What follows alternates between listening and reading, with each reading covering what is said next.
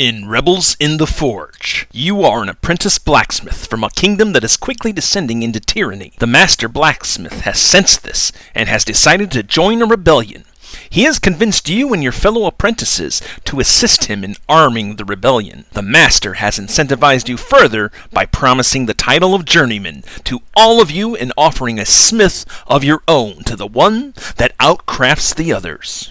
Hey everybody, VP here, and this is a quick overview of my game that I made for the Dice Mitigation Challenge at the Game Crafter. Rebels in the Forge is a dice mitigation game. The game is divided into two halves, Forge Time and Appraisal Time. During Forge Time, each player gets a pool of 10 standard dice in their color, as well as one small blue and small red dice.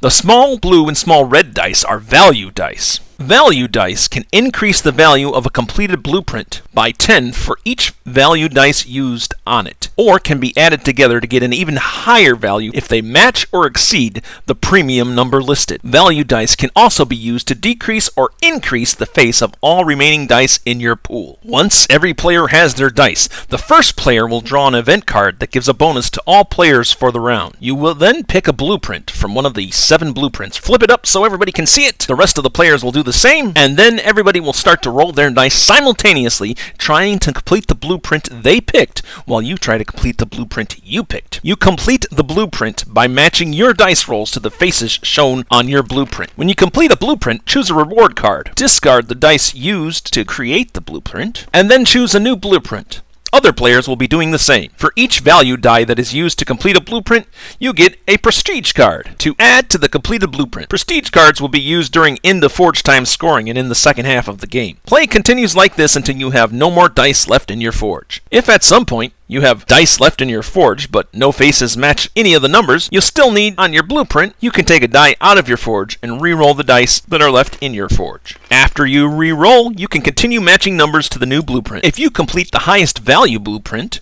or complete the most blueprints in a round, you earn victory points. Then the next player flips up the next event card, and play repeats. After 3 event cards, there is an end of Forge Time scoring. In end of Forge Time scoring, players will earn embers for the most items completed in a category, most prestige cards earned, and most unused reward cards. Once that is resolved, play moves into Appraisal Time. During Appraisal Time, you will determine who completed the best blueprint in each category. To do this, each player rolls an amount of dice equal to the number of those blueprints you completed, plus any prestige cards you gather to try to win embers for each blueprint. You complete 2 horseshoes, you get to roll 2 dice. You put the dice you rolled in a row, lining them up from highest to lowest value. The other players put their dice in separate rows beneath yours. Whoever has the highest face in each column gets 1 ember. Or, if you tie for the highest face, you both get 1 ember. You will do this for each blueprint category. The player that has the most embers at the end of Appraisal Time wins. And that's a quick overview of Rebels in the Forge.